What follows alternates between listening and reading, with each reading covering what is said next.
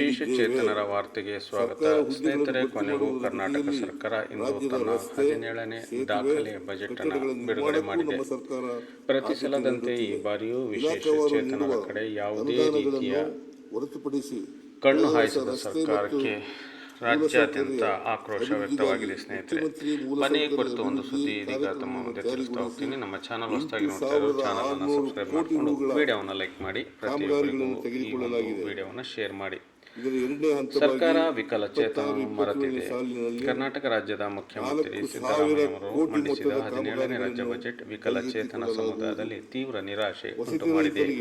ವಿಶೇಷವಾಗಿ ರಾಜ್ಯಾದ್ಯಂತ ಕರ್ತವ್ಯ ನಿರ್ವಹಿಸ್ತಾ ಇರತಕ್ಕಂಥ MRW, VRW, URW ಕಾರ್ಯಕರ್ತರ ವೇತನ ಹೆಚ್ಚಳ ಮಾಡುವುದರ ಬಗ್ಗೆ ಯಾವುದೇ ಘೋಷಣೆ ಈ ಬಜೆಟ್ನಲ್ಲಿ ಮಾಡಿಲ್ಲ.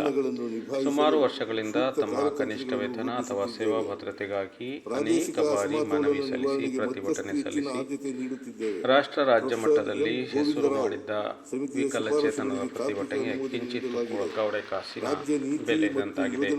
ಸಮಾಜದ ಅತ್ಯಂತ ಹಿಂದುಳಿದ ವರ್ಗವಾದ ವಿಕಲಚೇತನರಿಗೆ ಸೇವೆ ಸಲ್ಲಿಸುತ್ತಿರುವ ಕಾರ್ಯಕರ್ತರು ಹಲವಾರು ವರ್ಷಗಳಿಂದ ಕನಿಷ್ಠ ವೇತನ ಮತ್ತು ಗೌರವಯುತ ಸಂಬಳಕ್ಕಾಗಿ ಹೋರಾಟ ಮಾಡುತ್ತಲೇ ಬಂದಿದ್ದಾರೆ. ಆದರೆ ಈ ಬಾರಿಯ ಬಜೆಟ್ನಲ್ಲೂ ಅವರ ಬೇಡಿಕೆಗೆ ಸರ್ಕಾರ ಯಾವುದೇ ಸ್ಪಂದನೆ ಕೊಟ್ಟಿಲ್ಲ.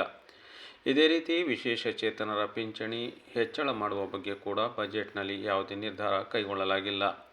ಬಸವ ಕಲ್ಯಾಣದಿಂದ ಬೆಂಗಳೂರಿನವರೆಗೆ ಬೈಕ್ ರ್ಯಾಲಿ, ವಿವಿಧ ಜಾಥಾ, ಪ್ರತಿಭಟನೆ ಮುಂತಾದ ಕ್ರಮಗಳಿಂದ ಸರ್ಕಾರದ ಗಮನ ಸೆಳೆದಿದ್ದ ವಿಕಲಚೇತನ ಸಮುದಾಯಕ್ಕೆ ಯಾವುದೇ ಹೊಸ ಆಸೆ ನೀಡಲಾಗಿಲ್ಲ.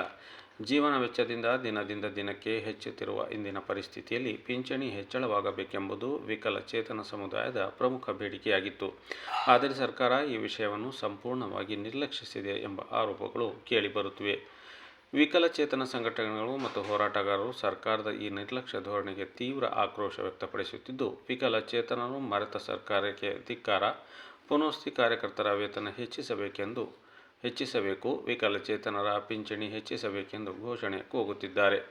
MRW, VRW, URW ಕಾರ್ಯಕರ್ತರ ವೇತನ ಹೆಚ್ಚಳ ಹಾಗೂ ವಿಕಲಚೇತನರ ಪಿಂಚಣಿ ಹೆಚ್ಚಳದಂತಹ ಪ್ರಮುಖ ಬೇಡಿಕೆಗಳು ಈ ಬಜೆಟ್ನಲ್ಲಿ ಸ್ಥಾನ ಪಡೆಯದಿರುವುದು ವಿಕಲಚೇತನ ಸಮುದಾಯದಲ್ಲಿ ಭಾರೀ ಅಸಮಾಧಾನಕ್ಕೆ ಕಾರಣವಾಗಿದೆ.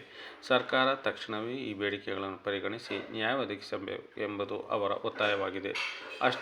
ಅಷ್ಟೇ ಅಲ್ಲದೆ ನಾರಿ ಶಕ್ತಿಯಂತೆ ಎಲ್ಲ ವಿಕಲಚೇತನರಿಗೂ ರಾಜ್ಯಾದ್ಯಂತ ಉಚಿತ ಬಸ್ ಪಾಸ್ ವಿಸ್ತರಣೆ ಮಾಡುವ ಬಗ್ಗೆ ಅನೇಕ ಬಾರಿ ಸಚಿವರಾದಿಗಳಿಗಾಗಿ ಮುಖ್ಯಮಂತ್ರಿಗೂ ಕೂಡ ಮನವಿಯನ್ನು ಸಲ್ಲಿಸಲಾಗಿದ್ದು, ಈ ಬೇಡಿಕೆಗೂ ಕೂಡ ಸರ್ಕಾರ ಸ್ಪಂದಿಸದೇ ಇರುವುದು ವಿಕಲಚೇತನ ಸಮುದಾಯದಲ್ಲಿ ತೀವ್ರ ಆಕ್ರೋಶಕ್ಕೆ ಕಾರಣವಾಗಿದೆ.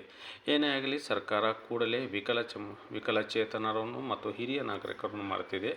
ಅವರನ್ನು ಪೂರಕ ಬಜೆಟ್ನಲ್ಲಾದರೂ ಕೂಡ ಸಾಮಾನ್ಯವಾಗಿ ಪ್ರತಿ ವರ್ಷಕ್ಕೊಮ್ಮೆಯಾದರೂ ವಿಕಲಚೇತನ ಹಾಗೂ ಹಿರಿಯ ನಾಗರಿಕರ ಪಿಂಚಣಿ ಮೊತ್ತವನ್ನು ಹೆಚ್ಚಳ ಮಾಡಬೇಕು.